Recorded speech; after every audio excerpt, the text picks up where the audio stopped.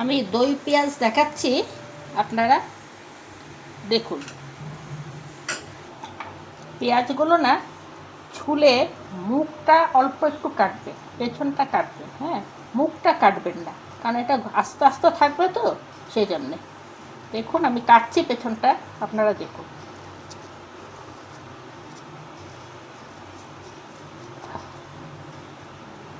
কারণ এইগুলো না কাটলে পেঁয়াজের মধ্যে মশলা ঢুকবে না, সেই জন্যই আমি কাটছি। দেখুন আমি সব পেঁয়াজগুলো কেটে নিয়েছি, পেছনের দিকটা সব কেটে নিয়েছি, অল্প অল্প করে কেটে নিয়েছি। এমনভাবে কাটবেন যেন পুরোটা কেটে না যায়, তাহলে ভালো হবে না। এইভাবে কাটবেন। এই যে এটা না দই পেঁয়াজ তো, দই দিয়ে একটু মাখিয়ে রাখতে হবে। খুব টক দই দিয়ে দেবেন না, অল্প অল্প যে দই, টক দই পাওয়া যায়, ওগুলো দিয়ে করবেন।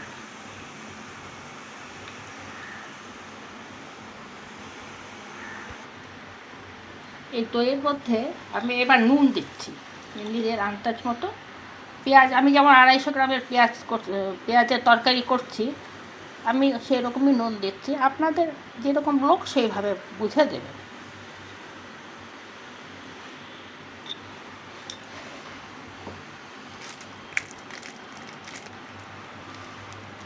একটুখানি দিচ্ছি কাশ্মীরি লঙ্কার গুঁড়ো। কাশ্মীরি লঙ্কার গুঁড়ো দিলে না খেতে বেশ ভালো হয়।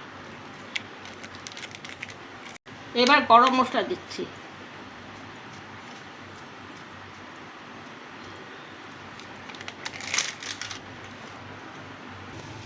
এবার দেখুন আমি এটা ফেটাচ্ছি, দইটা একটু না ফেটালে তো হয় না, এবার ফোটাচ্ছি। এটা ভালো করে ফেটাচ্ছি, আগেই ফেটে দিলে ভালো হতো, আপনি একটু পরে ফেলা, আপনারা আগে ফেটিয়ে নেবেন, তারপরে মশলাগুলো দেবেন। এবার পেঁয়াজগুলো দিয়ে দিচ্ছি। এবার পেঁয়াজগুলো দিয়ে এবার মাখিয়ে রাখবো। এই দেখুন মাখিয়ে রাখছি।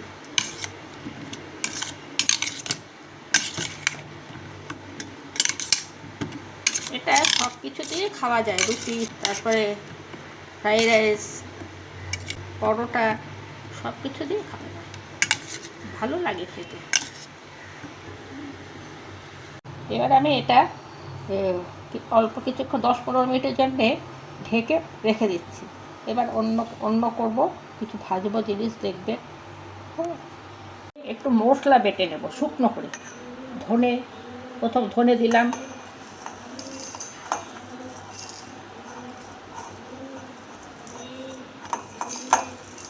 তারপরে মৌরি দিলাম। মৌরির গন্ধটা না খুব ভাল লাগে খেতে, মৌরি দিলাম। তারপরে রসুন দিলাম, তারপরে আদা দিলাম। এখন আদা দিচ্ছি। এবার এটাকে আমি বাটবো, সব দিয়ে দিলাম। এবার আমি এটাকে বাটবো। দেখুন এটা বাটা হয়ে গেল। এটা শুকনো বাটতে হয় তো, একটু শুকনো শুকনো হয়। এবার এটা পাশে রেখে আরেকটা দেখাই, আর কি করতে হয় সেটা দেখাই। হ্যাঁ, রান্নাটা ঘি দিয়ে করলে ভালো হয়, আপনারা ইচ্ছা হলে করতে পারেন। প্রথমে আমি এখানে একটু সর্ষে দিয়ে দিচ্ছি,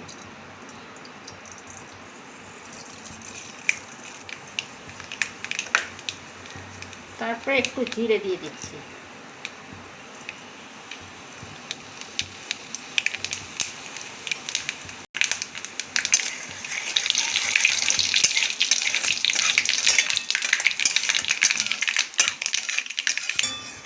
ফোড়নটা না ভাজতে হবে ভালো করে, তাহলে কাঁচা থাকলেও খেতে ভালো লাগবে না। ভালো করে ভেজে, পুড়বে না কিন্তু একটু ভাজা হবে।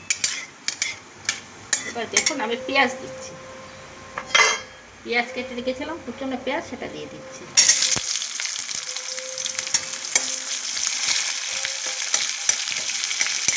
এখন এটার মধ্যে রসুনও দেওয়া যায়, কিন্তু আমি দেখো রান্নার সময় রসুন, বাটার সময় রসুন দিয়েছি, সেই জন্য আমি আর রসুন দিলাম না। এটা ভাজা ভাজা হোক একটু।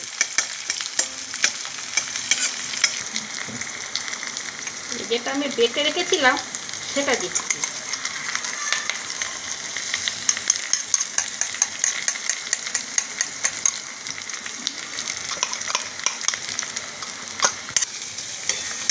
এই যে আমি যে মশলাটা বেটে রেখেছিলাম শুকনো, মৌরি, ধনে, রসুন, ওটাও দিচ্ছি।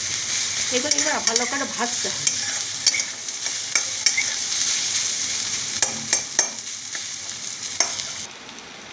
এবার আমি ভাজা ভাজা হয়ে গেছে। এবার আমি এই যে মাখিয়ে রেখেছিলাম দই দিয়ে পেঁয়াজটা ম্যারিনেট করে রেখেছিলাম সেটা দিচ্ছি।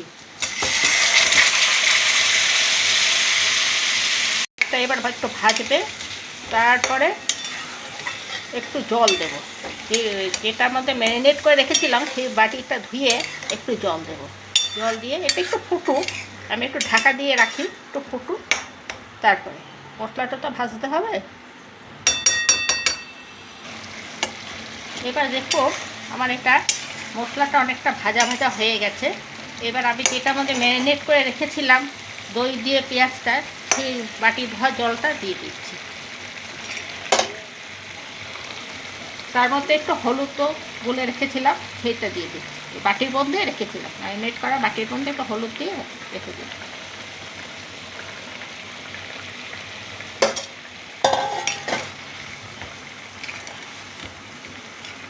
এটা এবার একটু ফুটুক।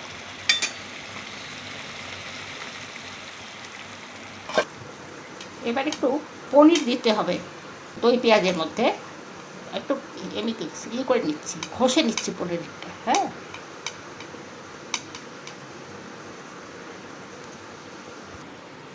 পনিরটা আমি কুড়িয়ে রাখলাম।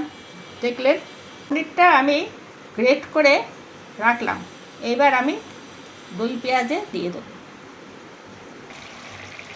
এই দেখুন আমি এবার পনিরটা দিয়ে দিচ্ছি।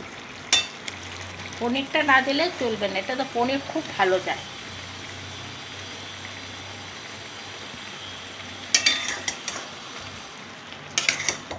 এই দেখুন প্রায় হয়েই গেছে। এইবার নামাবো, হয়ে গেছে। এবার দুটো কাঁচা লঙ্কা দিয়ে দেবো চিড়ে, আর একটুখানি কসুরি মেথি দিয়ে দেবো। ব্যাস হয়ে গেছে। দেখুন আমার রান্নাটা হয়ে গেছে। এবার আমি কটা কাঁচা লঙ্কা দিয়ে দেবো ওপরে, চিড়ে রেখেছি ওগুলোই দিয়ে দিচ্ছি। 3টে কাঁচা লঙ্কা চিড়ে রেখেছি, ওটাই দিয়ে দিলাম।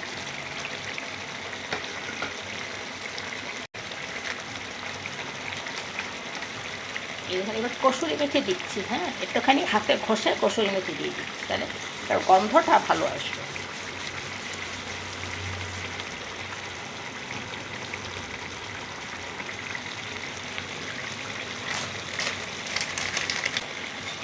আবার রান্নাটা পুরো হয়ে গেছে। এবার আমি নামিয়ে আপনাদের দেখাচ্ছি। হ্যাঁ, দেখুন আমার এটা হয়ে গেছে দই পেঁয়াজ। যদি আপনাদের ভালো লাগে আপনারা লাইক এবং শেয়ার করে দেবেন, আর খেয়ে আমাকে কমেন্ট করে জানাবেন কীরকম খেতে।